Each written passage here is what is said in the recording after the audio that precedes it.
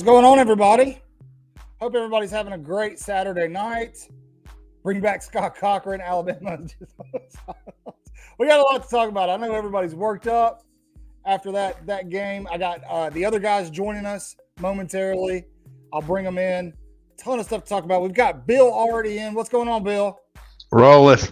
Everybody is worked up and ready to talk, but we're going to break this thing down and hopefully put it into perspective to where it feels better for everybody. But before we get there, I'm sorry, but I got to do it, guys. Y'all know the drill. Please like, subscribe, share if you're on Twitter, retweet, comment, engage with us. Tell us your thoughts about the game. What did you think worked? What didn't work? I think there's one thing in that game that made a huge difference. We're going to talk about that as soon as everybody else gets in here. But I'm encouraging you guys right now. It's not as bad as it looked. I know everybody's freaking out. You know, the hard-headed Alabama fans are like, this isn't Nick Saban's football team. Well, no, it's not. But Nick Saban took a team down there to South Florida and did the exact same thing and lost worse or won by a much smaller margin last year. So don't panic just yet, and we're going to tell you why. But I tweeted something out just a minute ago, and I want to quote this here, right? I want to say it here. Alabama just played what's potentially going to be the worst game of their season, offensively, and they still won. Everything went wrong. Everything that could go wrong went wrong. They still won. So if the question that you have in your mind and heart after watching that is Alabama still Alabama? Other teams in that situation don't win. If you don't believe me, ask Notre Dame and ask Auburn today. Okay? Auburn lost to Cal, who would have lost to that USF team. Promise. Easily. Right? Yes. And then Notre Dame lost to Northern Illinois, who would have lost to that USF team. Bama won the game because they're still Bama and there's still a standard there. And we're going to get into that. Let's go to the comments first. Hey, what's up, Bama Will? It was sloppy. Yes, I agree, Brock. Had my blood pressure through the roof for a little while. It's very sloppy. Roll Tide Link. Roll Tide Link. There we go. Roll Tide. We're going to get to this in a second because you're absolutely right. Ryan Williams. Yeah. He said that was an SEC team.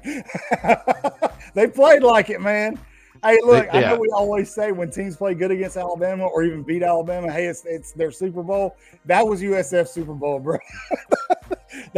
I mean, come on, man. They did everything they could. Everything went right for them for 3.5 quarters. What's up, Case, bro? Yeah. How you doing? Everything went right. But you saw Alabama's last 3 possessions, Bill. What'd they do? They ran the ball fiercely behind a new right tackle, player of the game, Elijah Pritchett. Yes. And he was a beast. And when he was blocking, we weren't trying to run the score up, folks. They couldn't stop us. Yeah, we were trying to just run the game clock out. Yeah. But Jam and Justice both could have been tackled by better talent. But it's still been first downs. But Elijah Pritchett got in there. And you said we're going to get into it later. Well, now's later. The problem of the game was, God bless him, Wilkin Formby. The player of the game is Elijah Pritchett. Yeah, Bill, I agree with you. Like, look, everything that happened outside of the turnovers, were on Wilkin Formby. Listen, well, I think he had.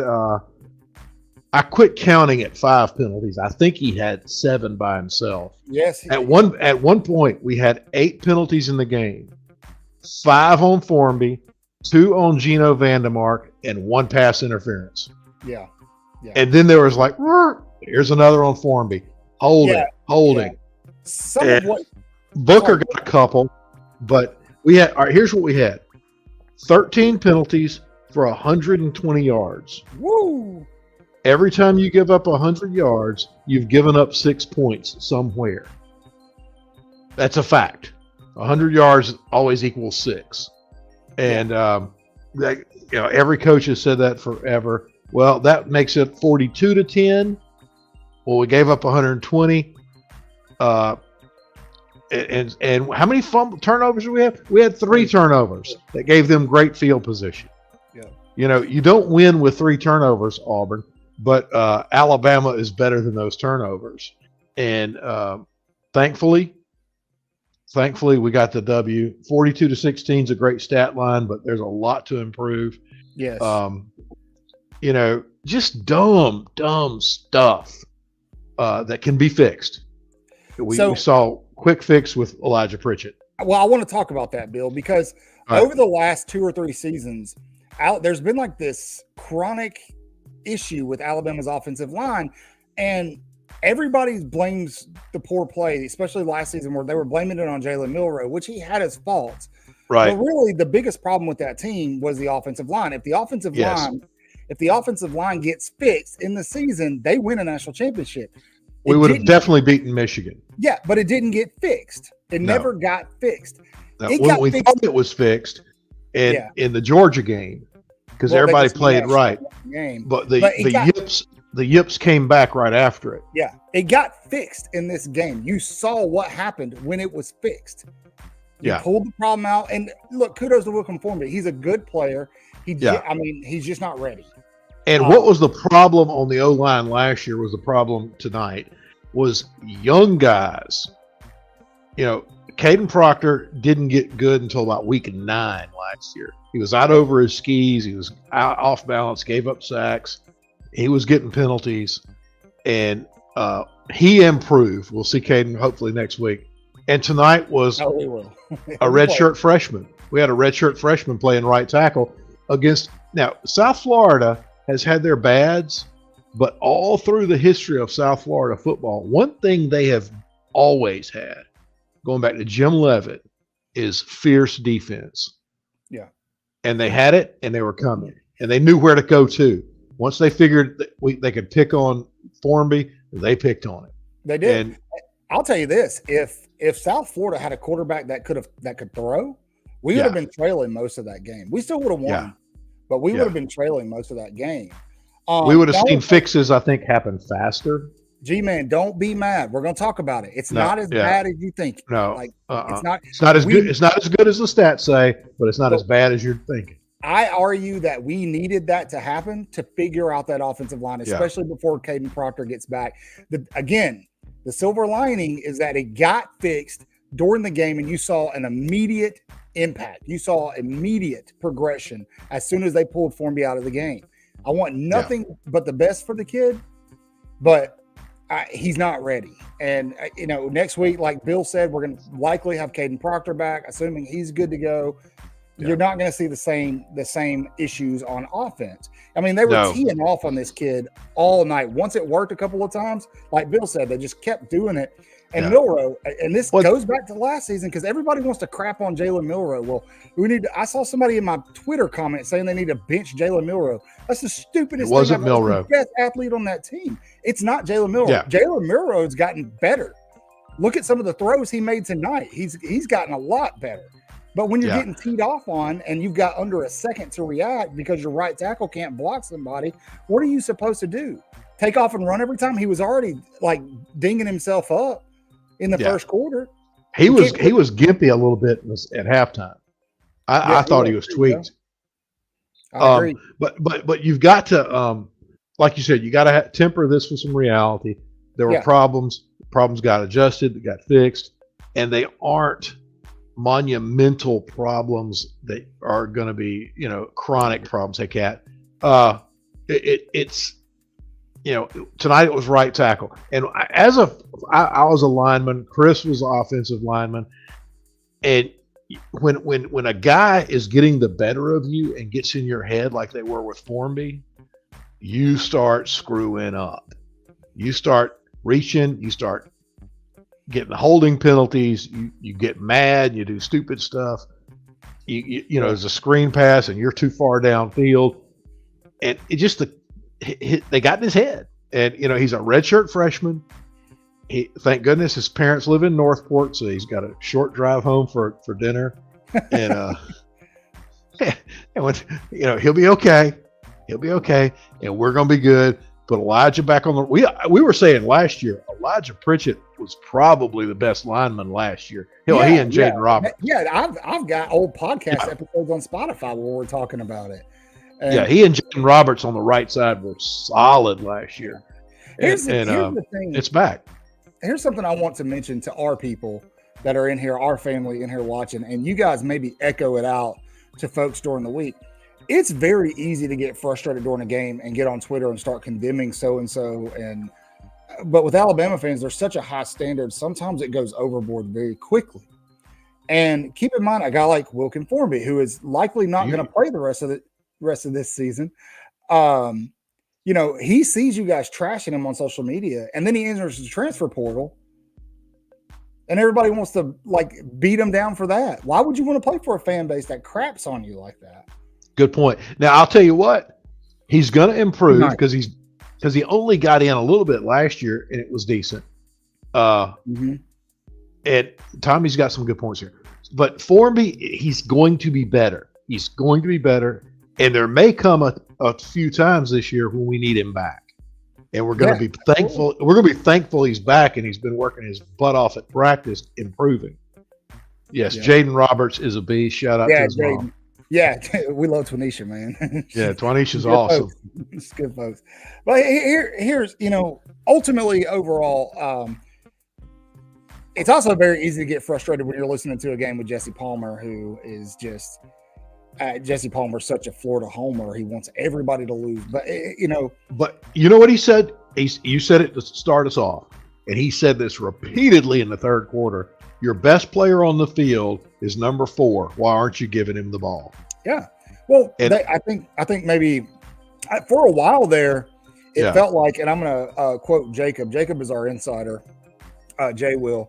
He texted me and he's like, they're running the same 3 plays every time and just going 3 and out. Why are they doing that? I think that they were trying to figure out that O-line. And so they were keeping it very basic for a little bit, trying to get that O-line. Like there were no shifts, there were no movement, pre-snap movements, motions, or anything like that. So they were trying to get that figured out. But again, as soon as the necessary adjustment was made, and that's sadly for Wilkin Formby, that was sitting him on the bench and putting in Elijah Pritchett. As soon as that happened, every drive after that, Alabama had the ball, they scored. Yeah, and it was 3 straight, boom, boom, boom. I mean, we just couldn't stop running. I mean, Jam Miller went from having 30 yards total to ended up with 140. Yeah. You guys, and a lot of that came late. Yeah, this is a good comment. When you guys are watching these games, you're listening to these announcers, and yes, a lot of them have played college ball, but when they're saying things like Kat's pointing out right here, where they're like, well, Jalen Milroe should be running more, or Alabama's not establishing the run. Why can't they run the ball? Why are they getting away from the run? Well, they're getting away from the run because USF was literally they were crashing every possession to stop the run because they were blitzing on every possession, multiple blitzes. And we really, it was so fast and overpowering on the right side that we couldn't set up a screen pass. We couldn't set up a wheel route.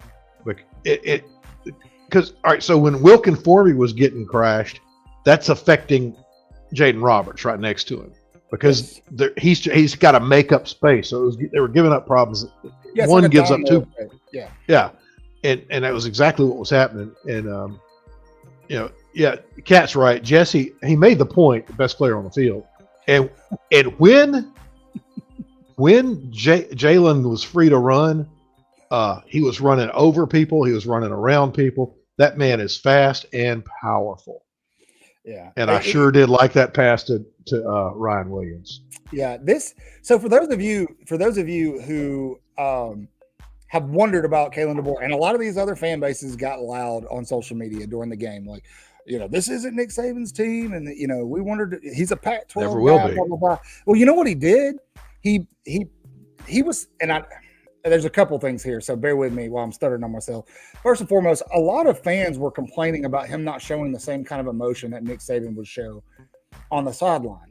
That's okay. Like, he doesn't have, when something was wrong and they showed it, he was in the officials' ears, And something you see him one time he's walking up to the officials grabbing his shirt because they're missing holding calls and PIs. Yeah, he did it last week with the headset issues when Western Kentucky came in. And that was great last week. He said, he's like, hey, it ain't my fault their headsets aren't working. That's on him. What you guys have to remember is that when a coach is getting at the referee, there's a threshold, right? And if you cross that threshold, you could be hurting yourself for like later on in the game. Sure, refs are supposed to be unbiased and this and that. You saw it tonight. Those referees wanted to be on display front and center, and they made sure they were. If they couldn't throw something on Bama, they were throwing it on USF all night long.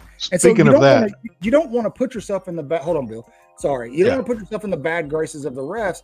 And then also, if a ref throws a flag that's not reviewable, they're not going to overturn it because you're yelling and screaming and cussing at them. What that does is that you're trying to put an earworm in their head when that scenario happens again later on in the game. Bingo. And so I think Kalen DeBoer did fine, and they approached it stoic, because if you're sitting there getting freaked out on the sideline or panicking, your team's going to panic, especially a team that is this young. Don't forget that this team is very young. They're going to panic, and the stoicism is okay because it got fixed in game. Again, like that's a story no one's going to talk about. Everybody's going to be like, well, Alabama looked terrible. They looked terrible for 3.5 quarters with Formby in the game. The minute they made the change, they looked exactly like we thought they were going to look. Immediate play. Immediately. 9 yards, first play, behind him. DeBoer's a winner. You ain't nothing but a winner. He's a 90% winner wherever he's been. So, we don't need to be on Kalen DeBoer. The penalties, by the way, we had 13. They had 11. Almost 25 flags in one game, bro. There were 24 flags, and it was 13 to 11, so it's almost 50-50. So and this is a good ref crew. This wasn't the Jason Autry crew, and it wasn't bad refereeing. It was obvious stuff they just couldn't ignore. It was just you just can't ignore over and over again. Holding, blocks in the back, guy downfield, PI. Now, I thought that Justin Jefferson targeting was BS because that was a form tackle. Per the rules, it technically is targeting. My issue with that is, and at some point, college football has got to take a look at this. And I saw it earlier. I think it was in the Auburn game, which they lost. It was. But somebody got called for targeting, and the tackle looked exactly the same, but they picked the flag up because the offensive player that was quote-unquote targeted lowered his upper body into the tackle. The same thing happened in that play. And so at some point, college football has got to look at that. And Cat's right here. There's too much inconsistency in the play calling there. And then if you're on a drive, like you're driving, you've got some momentum, and they throw targeting because they're going to throw it if it's even close. It could be a drive killer. Well, speaking of drive killer, I got a talking to. Speaking of drive killer, that particular drive, Zach, when Jefferson got that targeting, the defense was driving that drive, and we were going to take the ball away if on the next play had it not been for that targeting. Absolutely. Anybody that's concerned, and you've got your concerns and you're upset, this defense is killer. And Jeff said earlier in the week, they're fast, they're hungry, and they show up with evil intentions. Yeah, they are good. They were exhausted in the second quarter.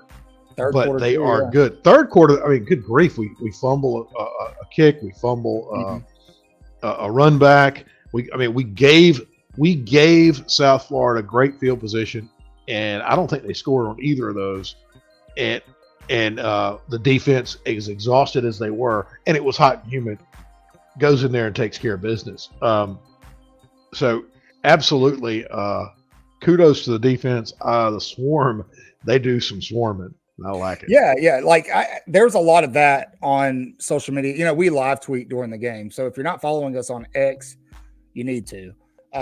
But there were a lot of people that were like, well, what? Our defense sucks. They're, no, they let didn't them drive down the field. Well, you have to think about the game in totality and the fact that the defense, that second and third quarter, they were on the field 90% of the game, and that's not an exaggerated number. No. We kept going 3 and out. Those dudes were gassed.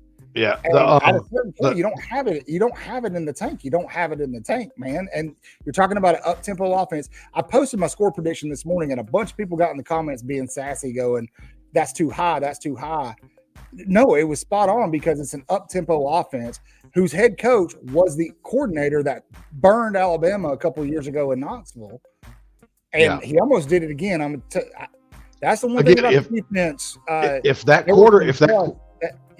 quarterback had been accurate and had time, again, go back to the defensive front, crushing his offensive line where there were some busts on the corners. Yeah, that he couldn't get the ball there because he was running for his life. So the defense was doing right, even when you weren't looking. You were, oh gosh, a corner's out of it. He just got burnt. Yeah, well, the quarterback couldn't make the throw because he's off his wrong foot, and he's got 700 pounds of anger coming at him. Well, man, hey, once again, week 2, Jihad Campbell, who was our defensive player of the week last week, shows out. He was mentioned very time. Oh my goodness, he was mentioned very, very often, especially with that lateral movement, the speed side to side. And then Quay Rusaw was pretty impactful. Tim Keenan had a hell of a game. Yeah, Tim Keenan, man, he's a throwback. He reminds me of and I know he's not as big, but he reminds me of like Terry Cody or Terrence Cody right there in the middle, man, just reaching out, grabbing running backs and pulling them to the ground. Mean. And but yeah, Quay was doing great. Jihad was doing great. Deontay was good. I said this the other night about Jihad's footwork and his lateral speed. All right, if anybody's listening, you think back to how Cam Newton beat us. How did Tim Tebow beat us? Those backers on the side, when they would go lateral, would turn their hips the wrong way, and Cam and Tebow would go around where the opposite way. Well, Jihad Campbell, he keeps those shoulders and those hips square as long as he can, and his feet are fast. So he forces that play out, and if he's not making the play, he's forcing it out for somebody else. And it's excellent form. You could teach off of his form, and that's 2 weeks in a row. I'm really excited about that. Yeah, that consistency, man. It's good to see. Yeah. If you're just joining us, we got 170 people watching. If you're just joining us, we're reviewing what just happened in Tuscaloosa. And I know that you may have a nasty feeling in your tummy.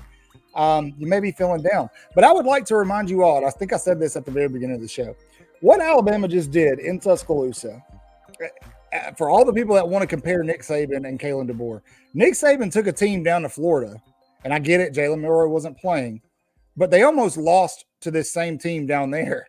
And the final score was much closer than what just happened in Tuscaloosa. Yeah, it was 17-3. Yeah. And I know when we gave up, 10 points. We gave up however we gave up the points. I was like, dadgummit, yeah, Keith, you might be right. And I will say this: we might go undefeated. We probably won't. It's statistically very difficult. But if you're freaking out, every year that Saban was there, except for 2007, we were a competitive team.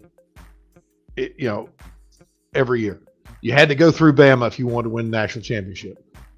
And save that comment. So I want to come back to this. We're going to come back to this. So, but every year there's a game that's ugly and you win it. There was 2009, the Tennessee game, and the South Carolina game. People don't remember how bad that was in 2009. Yeah. Mark Ingram said, just give me the ball.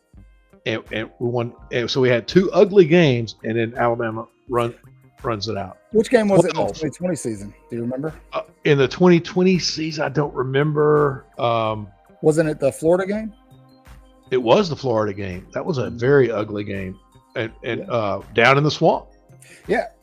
Well, that was 21, but we struggled, and then we struggled in the SEC championship. We had a shootout. They had like Kyle Pitts. We had a bad game with Missouri, I think, one year. Yeah, it was kind of like this. It was kind of like this game. It started off going, crap, we're supposed to beat them by 100, and finally we get into it and we win. And But I know it was 21-16 with like 5 minutes to go in this game. Yep. And what a lot of people are going to say is, well, this is USF. They don't have the same level of talent. That's wrong. With the transfer portal, yes, they do. They were naming off dudes and where they came from. You had dudes that played at Tennessee. You had dudes that played at Florida. You had dudes that played at Florida State. All on that team. Or don't ever discount USF. Yeah, go back. Go all the way back. They've always had a mean, angry team. They just come up short a lot. Yes, this is great because we literally already said this, and you're spot on. The defense is not perfect. There's going to be some games coming up, Georgia, Tennessee, where our secondary is going to get torched a few times. You saw it tonight. There were some busts. Those corners are young, but they're able to overcome those big plays. You saw that this evening, and I mean, I don't want to say they're bend don't break, because I don't think they want to be bend don't break. No. But in the situations where they are bending, they haven't broken. I mean, they played 8 quarters of football, and there's only been 1 freaking touchdown scored on them. When I hear bend don't break, I get sick to my stomach because that was the Ray Perkins philosophy on defense. And we broke a few times. All right, so Tommy's got. I think, and maybe I'm getting ahead of myself. I promise you guys, I really believe what I'm saying, and I'm not just trying to be positive and blow smoke and glitter up your butts. I really do think that if they get the offensive line figured out, and this is why I'm excited, because for 3 seasons, I've been saying, while everybody else is talking about quarterbacks and wide receivers and OCs and this and that, you can ask Bill. I've been going, the problem's the offensive line. The problem, something's wrong with the O-line, and it's never gotten fixed. Goes back to Doug Marrone. Yeah. And then we got Walford. So that was 2 years of Walford. We had 1 year of Marrone, and he was supposed to be a darn good offensive line coach. I think he was a worn out burnout because that offensive line gave me nightmares. Yeah, but Tommy's in this game, it got fixed. We saw it was probably more than one element. We know Formby, but it's the domino effect up front. You find the problem, you fix the problem, and we saw that it went quickly in the right direction. So, I mean, the first play with Elijah Pritchett, 9 yards. Boom. Second play, 5 yards. Third play, touchdown. I mean, and that pass to Ryan Williams was because they knew, oh crap, we got to commit to the run now. And Ryan, that kid is something. As small as he is, he can grab, he can break a tackle, and it's like a light switch. He can get off. So you and Jeff did a video this morning about perennially overhyped teams. We did. That are constantly in the media, and I call them my helmet teams or my TV teams. And I like that. Because they get votes and they get time because their helmet looks good on TV.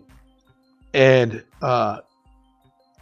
1 lost, 2 lost, and then a third that sometimes can look good, they lost. So today was if Tennessee had lost, Auburn and Notre Dame losing, and if Tennessee had lost today, this could have been my greatest day in football life. Is the Nebraska Colorado game still going on? It is over, 28-10. They let Colorado score 10 in the second half. Wow. I think it was 28-0 at halftime. Wow. I'll tell you what this tells me. The portal and a decent coach is all Nebraska's ever needed. Well, don't say that, because Dawson Merritt was at the game. But they did. Now it's still Nebraska. I'm not thinking they're going to go 11-1, but they haven't had a really solid coach that knows what he's doing in about 10 years. That's fair. And so now, and they've had some good guys, but honestly, Frank Solich, they fired him prematurely, and Bill Callahan was burnt out after leaving the Raiders, and it hasn't been the same. If you did a 20-year history on Nebraska ever since Solich got fired, it's been horrendous. And they've done in 2 weeks of football, with a new coach, Matt Rule, they've looked like a very good team. Hey, I would also like to, for whatever reason, I don't think I have the game, probably because, but Oregon is currently losing to Boise State as we speak. Oh, get out of here. I'm dead serious. It is 20 to 14. Oh, 20 to 14? Yeah, and it's 2 seconds. Yeah, Boise must have just kicked the field goal. Awesome. Yeah, it's 2 seconds to go in the first half, so it's about to go to halftime. Yeah, it's about to go to half. Beautiful. All right, so Colorado goes down today to a much improved Nebraska team, and the hype train. Now historically, there's been no hype at Colorado until they got Deion. There's been hope, and you put hope in one hand and poop in the other, and you know what you got. See which one fills up faster, yeah. But Deion's brought the hype and money and people and they've got 2 astounding ball players. They got Shedeur and Travis Hunter. I don't know. I saw it play tonight. Travis Hunter kind of made a business decision not to go for a tackle. He just let somebody run in the end zone tonight. Yeah, he sure did. I was kind of like, that's not a good look. But the media hype train preseason, I know we're all guilty of being hungry to see football.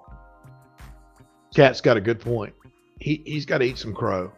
And he's after 12 games, he's 5-9. He needs to have a 5-9 disposition. If you're 5-9, act like you're 5-9, brother. So, yeah, be hopeful and fight, but don't be acting like you're 25-9. But I like Deion. I really like Deion. I want him to succeed, but he is going to. He's got to change some things out there. And there's been some articles written on the culture and the problems out there. But flash and hits in social media aren't going to fix the field. And so anyway, hype is crazy. We all get excited when the season ends about what's going to happen next season. And we overhype multiple teams. Historically, we overhype Notre Dame always. Yeah. And we overhype USC all the time. Penn State. And recently it's Colorado. And hey, for 20 years we were hyping Texas. Texas is back. They'd win one game. Texas is back, and then they'd go 5-7 or 6-8 or whatever, 6-6 or something. But it took Sark to come in there and actually meet expectations at Texas. Hey, look, I asked people to give us their offensive and defensive players of the game. Yeah, what we got? D-Man gave us Ryan Williams for offense, running backs in Milrow, and he made sure to put in worst player of the game. Yeah, but I agree, and somebody put this up earlier. We're going to probably need Wilkin later in the year. Probably Tim Keenan. It's probably who you're talking about. Yeah, Tim Keenan was getting his number called a lot. He was stuffing that middle when we needed it. I'm telling you, look, I know because of how nasty of a game it was for 3 quarters, a lot of people are just going to rip this game apart, and they're going to use it as justification for saying that Alabama's not going to be good anymore because Nick Saban's gone. For those of you who have watched Alabama football and actually understand what happened, and again, for 2-3 seasons, there's been problems on the offensive line and it hasn't gotten fixed. Kalen DeBoer and Sheridan fixed it in one game. You saw it right at the end of the game. And I think the reason they didn't pull him out before was because obviously if you pull somebody who's starting on your offensive line, that's a risky move because and they need the reps. I just got a bump on my notifications. Coach DeBoer said the reason they didn't start Pritchett and they held him out for so long was because he got an injury to his hand last week. And he's got it wrapped and stuff. They were trying to make sure he was okay, and they said he was basically it was like, hey, wrap that thing up tighter because your hand's better. Wilkin is a redshirt freshman. Yes. Well, don't worry, Pritchett will be playing. We'll be playing against Wisconsin next week. I'm telling you guys, if Caden Proctor plays and Elijah Pritchett plays, it's going to be a completely different offense because, again, I did a whole video on this weeks ago before the season even started about Jalen Milroe has to trust his offensive line, and he hasn't yet. And what he would look like if he did, you saw that last week. That trust will be back and put into good place this week when those two guys come back. I will say I don't know many teams that are going to have as aggressive of a pass rush as USF. I mean, it's Georgia. I don't know, man. It's risky to blitz on every down, dude. That's really risky. But Georgia's going to be that aggressive and stronger across all 11. But next week going into Wisconsin, I would greatly expect the rushing game to be. All right, so we had, I'll tell you in a minute, we had total stats on rushing yardage. We had I got it up right here, man. We had 199 on the ground. Most of that was in the fourth quarter, though, right? Most of that was fourth quarter. Mm-hmm. And, well, heck, we had one big run that ended with a fumble. That was a long run, but didn't get any points. We only had 393 total, and 200 of that was running. So that's with a goofed up offensive line that never had a rhythm, never could fire off right until the fourth quarter. So I think going into Wisconsin, we're going to have Jalen behind an offensive line he will certainly trust. Yeah. Look, with the adjustment of getting Formby out of the game, Alabama scored 28 points in the fourth quarter. 28 points in the fourth quarter.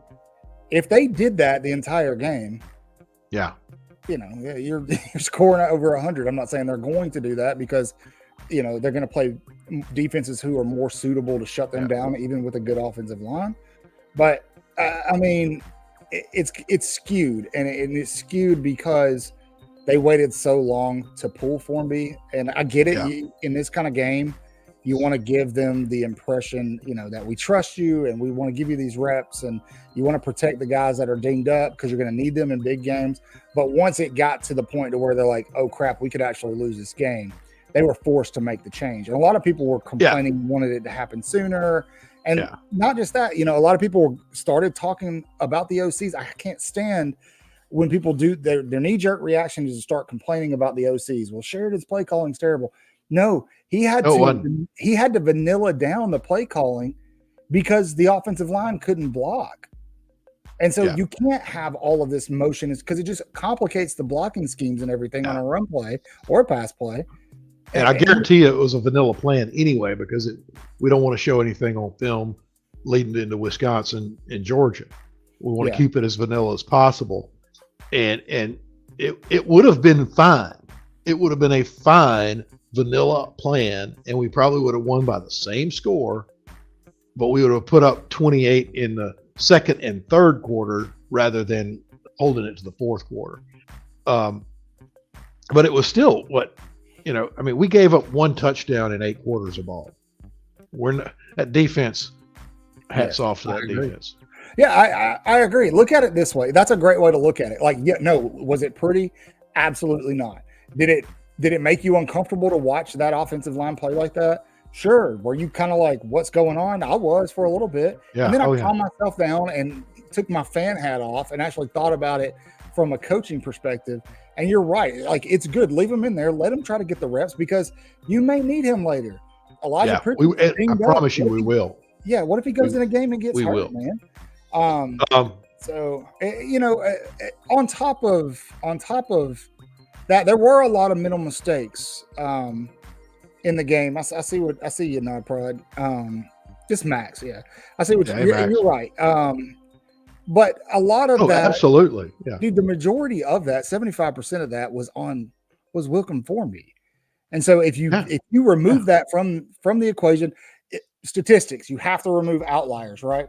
To get an accurate picture of what happened or what's going to happen, you have to remove the outliers. Wilkin Formby was an outlier. It is very atypical for one player on an offensive line to play that poorly in one game and be the cause of so many things that go wrong. So if you remove that, it's a much cleaner team. And it showed immediately when they put him on the bench. So then, the question is, well, why? Why did it take so long? Well, it took so long because, like AK said, you need the reps. You need the kid to get the reps. You're not really in danger of losing the game. And the minute they really were, boom, they pulled his ass. Yeah, it was 5:50 to go in the game, and we changed one offensive position and scored 21 points. Yeah, like that. It was, and we choked the life out of the other team because that defense was doing great. And I go back to, they were gassed in the second and third quarter, and they never quit. So I just read a different comment. Look, I don't think the team is really bad. I think they were the victim of one player who started and wasn't ready to start. And we did this last year against USF. We came out, what was me? What's going on? We don't have a quarterback. Yeah. We don't have this. We don't have that. That offense works, y'all. I'm telling you, the offense works. And it's not a Kalen DeBoer is not as good as Nick Saban problem in terms of coaching during a live game. Again, Nick Saban went down there and actually almost lost. Alabama pulled away in the fourth quarter when the most important coaching decision was made. And Kalen DeBoer pulled the trigger and got Formby out of the game. And when he did, the offense took off. And so you don't have to panic. Yes, I will be taking a number 2 that as well. No, I'm just kidding. I don't want to be he's a redshirt freshman, man. Caden Crocker sucked terribly most of the season last year because he's a redshirt freshman. We got to take a true freshman. So all right, let's go back to our topic of who was the overhyped. So we talked about Colorado's overhyped. Worst loss today. Cal at Auburn, beating Auburn, or Notre Dame losing at home to Northern Illinois? I think in terms of like a playoff picture, it's got to be Notre Dame because you know. I have seen in my lifetime. You know, my theory is if you don't play, you should stay the same in the rankings, unless everybody in front of you loses. And but I mean, the joke when I was a kid was everybody can win and Notre Dame can lose, and they still get bumped up a couple of spots in the rankings. Yeah, that's happened. They won't stay at 5 this week. No. Now here's the thing. Go ahead. I'm sorry, Bill. That what I saw of that game, Northern Illinois took a good fight to them and took advantage. And, absolutely.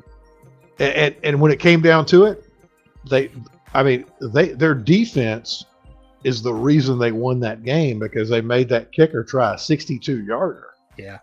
But they kept them down to 2 scores. Now here's the thing. Here's the thing. We've been saying all offseason when Auburn brought in these receivers, the Freeze 4, they thought they were going to get Ryan Williams. They didn't. Who's going to throw to him? Who's going to throw to him? And after last week, those dudes were so loud about Peyton Thorne, and this guy is he's the real deal. He's progressed. He's the dark horse for a Heisman. Dude comes out and throws 4 picks. He looked absolutely lost and terrible. And so here's what I noticed. His last pick was probably the saddest because it was bad. Because Cal just scores, gives the ball back to him. First play, pick, game over. Dude, how do you end the game? You see the play before. Cam Coleman goes down. He gets up. I don't know if he's got a stinger, if he busted a collarbone, what's going on. Also, big L on the coaching staff at Auburn. He's literally waving to the sideline, patting his helmet, take me out, take me out. His replacement wide receiver is trying to run on the field. A staffer grabs the receiver replacement and pulls him back to the sideline. So Coleman's got to be on the field because they're trying to go hurry up. And then freaking Peyton Thorne throws at him and then wants to yell at him when he can't make the catch, man. Freaking awful. Situational awareness, man. Situational awareness. Here's the thing. You know, Auburn has been on fire on the recruiting trail, and we all know why. Like, it's not an illegal thing they're doing. They're paying people. We know that. They're paying for commitments. But they've started to get some hype. You even heard Coach Saban this morning on game day. All the staff on game day was talking about, well, Auburn's starting to make some noise. They're starting to do this. They're starting to do that. That loss to Cal today at home could not have happened at a worse time for them because those recruits are going to go, skirt, wait a minute. Hold up. Do I really want to go do this? And those receivers the 4, that, are supposed to save their offense, you better believe that there's going to be some heavy consideration when that transfer portal opens up and somebody offers them checks, bro.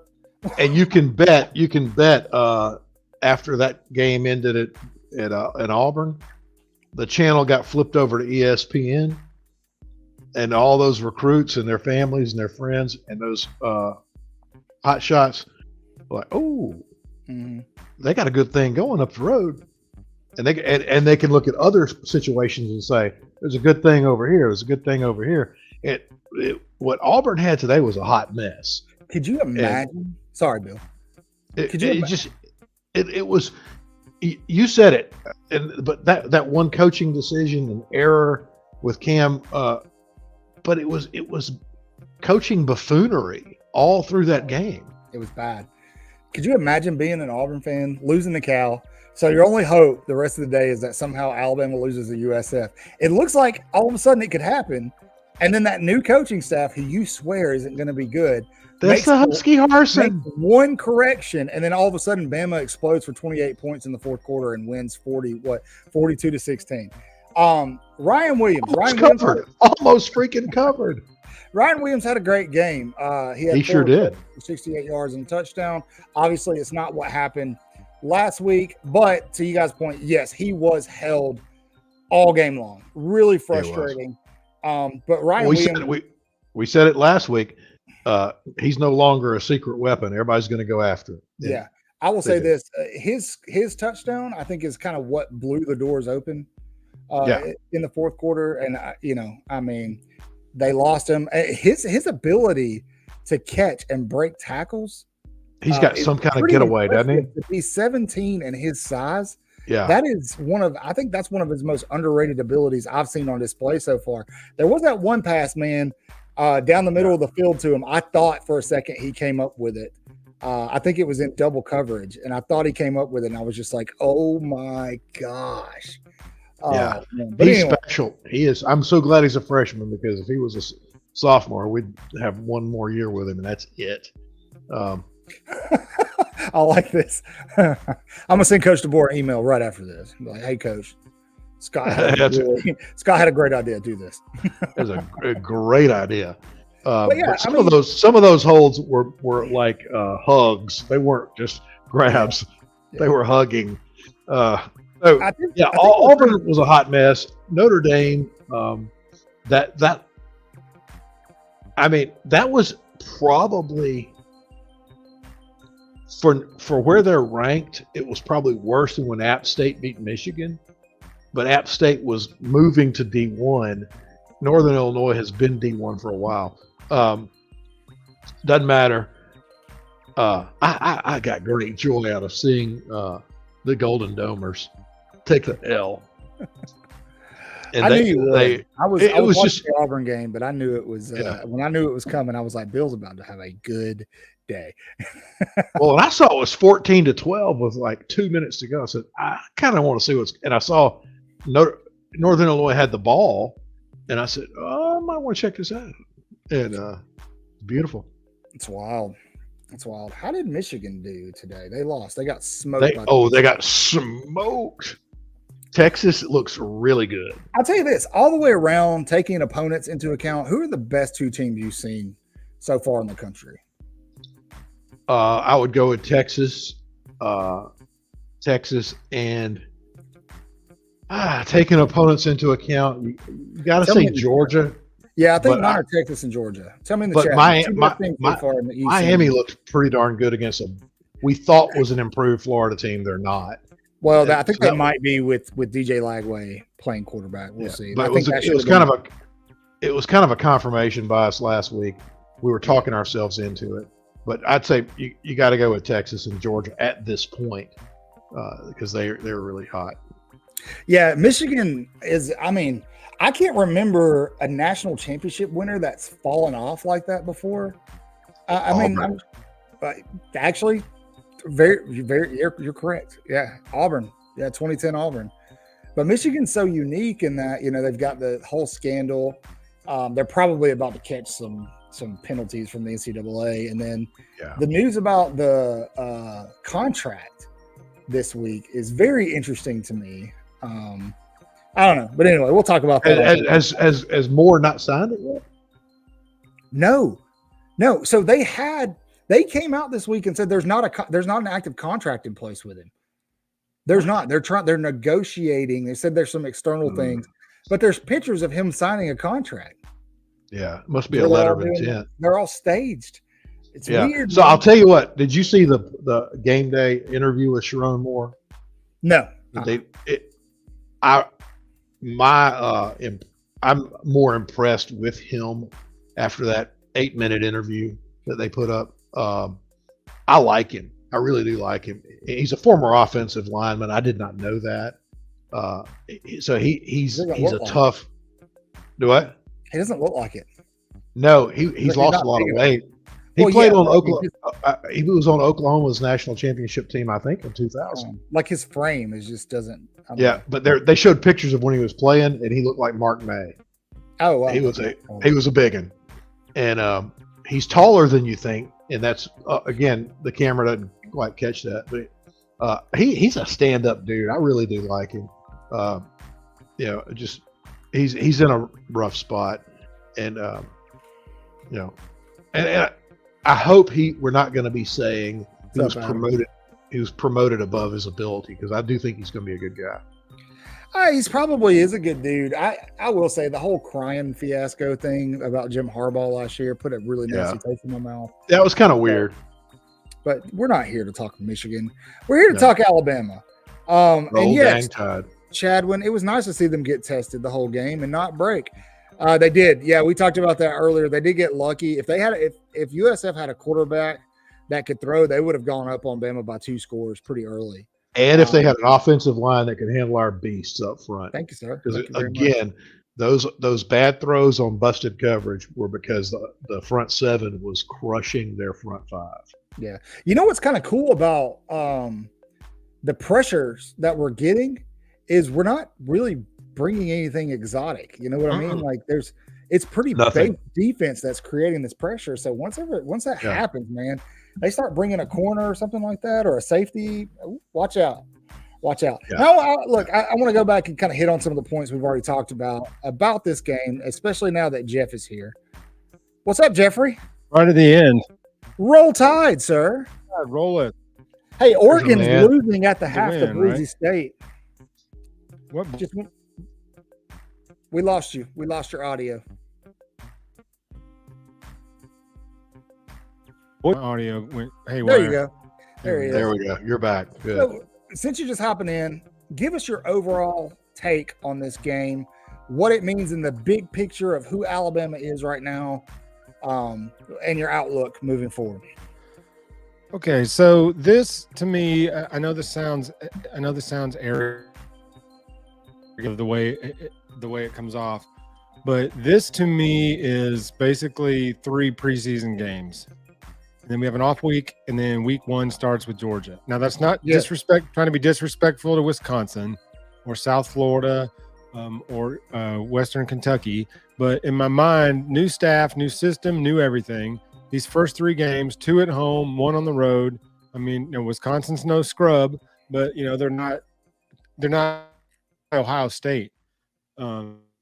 It's almost like we're feeling things out these first 3 weeks, then get an off week to really iron things in, and then really move forward in technically week 5, but really game number 1. I don't think they're approaching it that way, like in terms of mindset. Like, it's just a preseason game. I don't think they're approaching it that way, but I think it's kind of what it is in my mind. Is like that's the only possible reason Formby stayed in the game that long, because they're trying things out. They're trying to get reps. They're trying to do different things. Yeah. I mean, if this is a game if that's the Georgia game, or this is a game in November, he's out of there in the second quarter by like the 3rd penalty, or the 3rd time he got whipped and the guy went right around him and blew the play up. They're like, okay, that's it. He's out. So I think that's the only reason he stayed in the game that long. But as you know by the text line, I'm like, get him out. He's got to go. He's got to go. Why are they got to go? Then I kind of had to I had to step away and calm myself down. Yeah. And Bill can attest to this. You haven't seen me at my worst yet, Jeff. I'm actually doing okay so far this year. But I'm proud of you. I did not do bad. I didn't do You bad. actually were calming us down some tonight in the Like, text it's okay, line. guys. Like, relax. Like, you could see the writing on the wall, what they were trying to do. Yeah. Like I said, I had to take my fan hat off and look at it like analytically. Like they're trying to get the guy comfortable. They're trying to see what they can do. You just pull a lineman out of the game in the middle of the game. That's pretty disruptive to your offensive line and their cohesion. It can be disruptive to your quarterback. So you want to, if you can make it work, you want to try to make it work. You know, they moved the tight end over there to try to give him to somebody to help him out, but that was kind of limiting the routes and things like that. And so I mean, it's fine because you just listed 5 things that were happening with Formby in the game. That dude, Disrupting the offense, messing with the quarterback. Yeah. No cohesion. Terrible. Yeah. And immediately he's out, and we start moving the ball. Exactly. Jeff, this is what I was telling Bill this before you hopped on earlier in the show. You know, for the past 2 or 3 seasons, the glaring issue, and a lot of people want to blame it on quarterbacks, a lot of people want to blame it on OCs and play calls, but the glaring issue for Alabama has been the offensive line. It hasn't gotten fixed, and it's cost Alabama 2 shots at a national championship. Bingo. One they actually lost to Georgia, and the other one last year to Michigan. Bingo. What was so good to see and promising is that they made the decision finally when the game got to the point where they were like, we are in danger of losing here, and they pulled Formby and put in Pritchett. It was an immediate night and day response. Like it immediately, First play. Yes, 9-yard run, right behind Roberts and Pritchett. right behind Pritchett. 9 yards. And that is a beautiful thing to see because for me, man, I've been yelling about that offensive line for a couple of seasons now, and to see somebody go, okay, let's fix it. And one thing, man, it was so obvious. And even they fixed the announcers are like, you got to get this guy out of here, man. Like, come on. And you know what was one of probably 14, I think. one of the things Saban probably we would fault him for is he was so loyal. He, you know, if this was a Nick Saban game, we would have won 24-16. We would have probably gotten a kick in there at the end, and he would have kept Formby the whole 60 minutes, and then we'll deal with that on Monday. And no, DeBoer says deal with it right now, and in 9 yards, 5 yards, touchdown. Next drive, touchdown. Next drive, touchdown. Yeah, and it was right behind the coaches new guy. Do the same thing when their backs against the wall. I mean, Saban pulled the QB1 at halftime of the national championship game. Like that's because you got no other choice. And that's ballsy, bro. Debo had no choice. We had to win the game. And he's like, okay, we have to win the game now. Like this is enough. Roll dang tide. You play to win the game, and we have to win the game. Yeah, you play to win the game. What should make you excited as an Alabama fan? I'm going to do a hat change here because this hat's pissing me off. But anyway, what should make you excited as an Alabama fan is, there were a lot of people on Twitter joking like, okay, I've seen enough, fire Kalen DeBoer. And I'm assuming most of them were being satirical and not serious. Trolls, man. But there are some who would say something like that because of what happened today. But the fact that DeBoer made the decision to do that, like fixed it, just like, again, and it's a little bit different, but the Tua situation in the national championship game, that's good coaching, man. That's good coaching. He made the right call. He had to. I'm telling you, man. So that's good business. Yeah, it's good business. It's very encouraging that when he's on the headset and he's got somebody on there, he's telling somebody, "Fix the problem. I see the problem. Fix the problem." And they're fixing it.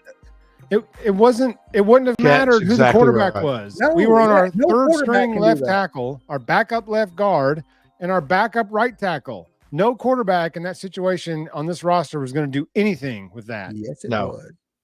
Especially with 75 getting whipped on by those fast rushers. I mean, they were beating him with hands. They were beating him with speed. I mean, bless his heart, he was trying. He's just not good enough to block those guys. So, yeah. He does, Keith, but he didn't in this game, man. Like you could see the frustration at certain points on his face. Like he was frustrated with the line. But I'll say this, there's a lot of people who don't like Jalen Milroe, and I'm not going to go into the reasons why. I think sometimes with some people it's based in skin color, to be honest with you. But Milroe was not a good quarterback last year in the sense of like going through progressions and being able to read a defense and do this and that. he's Common denominator. He's obviously progressed in that area. Yes. He made a couple like really good throws tonight. A Yes. couple of really good. What was the common denominator with our frustration last year with him and tonight? The offensive line. Offensive line he couldn't rely on. The offensive line play. Now, a couple of those that he got hit on, he if he would have committed, if he just would have been like, I'm out of here and took and dipped, he would have been fine. But a couple of those are on him for trying for kudos for keeping your eyes up. But when that whole pocket's collapsing like that, he just got to go. You know, yeah, and that fumble on the goal line was I mean, that was something was going wrong they put him in the freaking dude. They put him agree with Jesse Palmer a lot, but he was dead right on that play. Why are you getting creative? Just line up in the shotgun, snapping the ball like the Wildcat, and let your best player make the play. Yeah, let him eat. 4 times from the 4-yard line. Jalen Milroe was going to score one of those 4 attempts like that, but he's never under center. Something else I'd like to point out is he took that 1 sack, that unnecessary sack. I can't remember when in the game it was, but he took it. But every drive after that on 3rd down, you know what he did? He threw the damn ball away. Put it in the bushes. Yes. Sure did. Yeah, threw the ball away. And that's what you want to see from your quarterback. You want to see them, if they make a mistake, don't be afraid to learn from it and do the right thing moving forward. On that sack, I mean, he was actually looking at the opposing bench, and it was clear for 40 yards downfield. He could have just slung it sidearm down there, we're just taking off running. Nobody can outrun him to the corner. Exactly. Nobody. He could have run. Even if he gets pushed out of bounds, it's not a 20-yard loss. It's a 0 or a 1-yard gain. I'm not sure, K-Spray. I'd have to look at that. I think it's just simple fact that they're used to being in the shotgun. It was hurried. You could tell because Law didn't go in motion when he was supposed to. You know, Milroe moved his leg and Law didn't move. And because he had to stop twice. He had to get him. And it threw the timing off, and he was trying to hurry to get the ball, and it looked like he just came out too fast, and down it went. Reminded me a lot of that fiasco in the Michigan game where. I'll tell you what, though, we've seen that we have seen these kind of things happen in the NFL. It's not. You can't blame it on young, inexperienced. This kind of stuff happens at every level. Well, I mean, I'm not going to make excuses for Nick Sheridan. He should have known that was like. I mean, to Jeff's point, I don't agree with Jesse Palmer on much either, but he is right. Like, you don't need to get all cute and all that down there. Like, you're still Alabama. You still have one of the best backfields in the country. You've got a huge offensive line, and you've got the most athletic quarterback in the country. Let them do their thing. But just I don't know, man. Like I felt like it's not necessarily on Sheridan 100%, just because they're still trying to learn what their players are like in real game situations too. And they practice that play. These are preseason games. Yeah, that's right. Yeah, and they practice that play. It's not like they ran a play they never practiced before. And I mean that with the utmost respect to these opponents. This is not a diss on these opponents, but these are technically like preseason games. And it was everything was off on the timing of that fumble play, and the offensive line was not blocking. So the problems again, offensive line.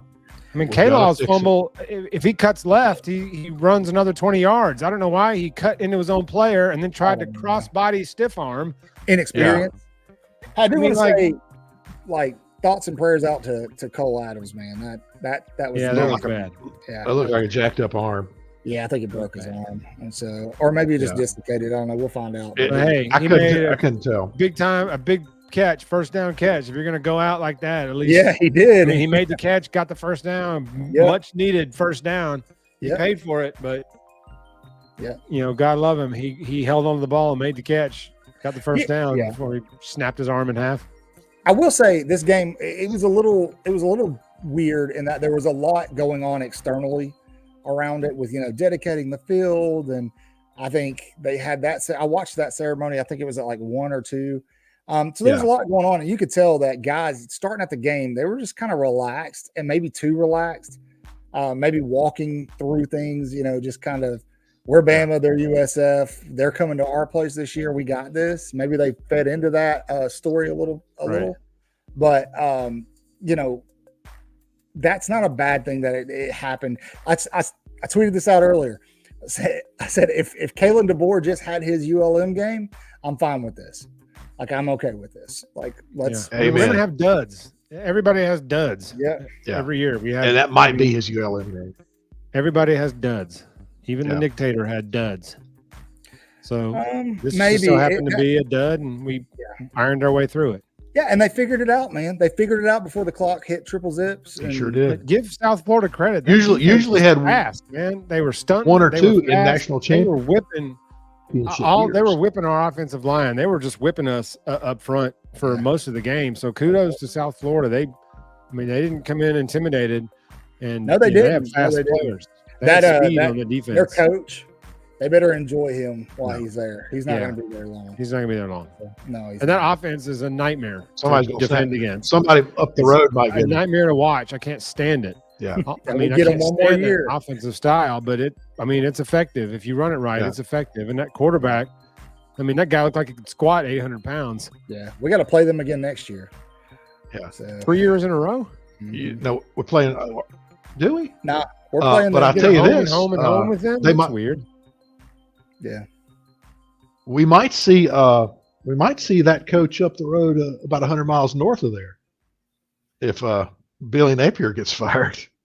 Oh, I've heard they're going after Lane. They're going to throw it back at Lane. Everybody's going after Lane. Every job that opens is he's going to be the first. According to Paul Feinbaum, Lane would leave for Florida, but Paul Feinbaum doesn't know what the hell he's talking about. Feinbaum stirs it up, man. He just be saying stuff, bro. Man, y'all should have seen me on that Mbakwe punt return. I was up like a third base coach, man. I was waving that son of a gun. I was like, "Run, young buck! Run, young buck!" I missed it. it. Just like waving him. I had no idea what happened because it went to commercial afterwards, and I hop on Twitter, and everybody's like, "Bach, we finally got to see Bach." I'm like, "What happened?" My son's like, "Oh yeah, he looked good. He had a really good kick return." I was like, "Oh man." I will say this: very good. We better be glad that quarterback can't throw. Because he missed about 4 throws that would have blown this game wide open. Jeff, I talked about that. I talked about that earlier, and you made this point in the text line. Those 4 throws or so against our busted coverage were because he was under great duress from our front 7. But and he overthrew most of them, which usually means you're hurried and you've thrown it too soon. Whereas Jalen Milroe waits too late. Which is why all those deep balls, the receivers got to come back and field it like a punt. He was doing that a lot this game. I know he's either floating or he's throwing it too late, and the receivers don't have a chance to run up under and catch. They're having to stop, come back, and fight through defenders, either get a flag or knocked away. And I'm with you, Michael. I thought Ryan caught that ball down the middle. Yeah, I did. When I first saw it, I thought he caught it. So again, we scored. Just a heads up. So that one's tied. So what we talked about this as being. Pre-game skit. You got 3 preseason games, and they each increasingly get a little bit more difficult. Yeah. And what we're seeing we're knocking the cobwebs off. We're finally playing somebody in a different colored uniform. We're finally going full speed. And there's a scoreboard, and so we're seeing improvement at where we need to see it. I'm very excited. Agreed. They'll probably win the American. I mean, that was not a scrub we played today. That was a good team. No, they legitimately could win their conference. Late in the game, when Bach was one-on-one with that dude, he bumped him, and that guy ran right by him. Mm-hmm. And if the quarterback would have had time to look and throw, and put a good throw there, that was a touchdown. So Bach got beat on that play, but the pressure was good enough that's what happens. That's what that mix is, where sometimes it's hard to the DBs can't stay with the guy, but when your front 7 gets pressure like that, it bails them out, and vice versa. Sometimes you can't get the pressure, and the DB's got to hold a little bit longer, and they bail you out. So and don't discredit USF, man. I mean, today they would have beat Notre Dame, they would have beat Auburn, they would have beat a lot of people today. Michigan, they would have beat a lot of people today. By the way, Mississippi State's getting wrecked. Oh, I'm not surprised by that. More cowbell. Boise State, Oregon tied at 20. Yeah, Bama Online said they did not show all of their offense. No, they're not going to. No, not at all. They're not going to. Like they're still, again, to just preseason.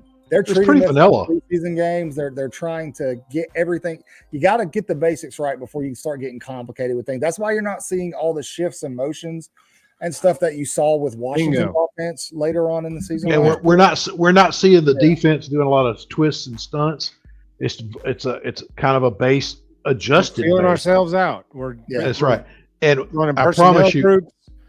We're running depth charts. Go ahead, Bill.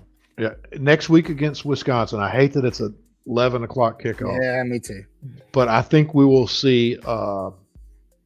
We'll see so much progress from this week to that game that we didn't expect. I think you'll see the starting 5 linemen. I think you'll see 1 through 5. Yeah, you will. Yeah, you will. Yeah, One somebody already put them in the chat somewhere. And Yeah, I it did. is I saw it. exactly who they are. that is. Um, Proctor, Booker, Brailsford, Roberts, and Pritchett. That'll be the 5. yeah, I wouldn't be surprised if Bama leans heavy on the run. That's what I expect it. I expect it. So, and that plays into Wisconsin's game plan. They love to play smash mouth, but they're not as big as our guys. Wisconsin's not bad, but they're not as big and as fast. No, I think it'll be close for a quarter, and then I don't want to get too far in the Thursday night show. Chew with the shut up, Bill. I had to get that in. It's almost time for Bill to go to bed. It was a great get right game. And look, guys, when you guys get because certain Alabama fans are very doom and gloom. If Alabama isn't beating everybody 80-0, they're terrible. I told you I put up a score graphic this morning, a prediction graphic, 52-17, and people were getting mad that I said that they were going to score 17 points. I was That's right. They scored 16. I was like, what? Like, relax. Like it's.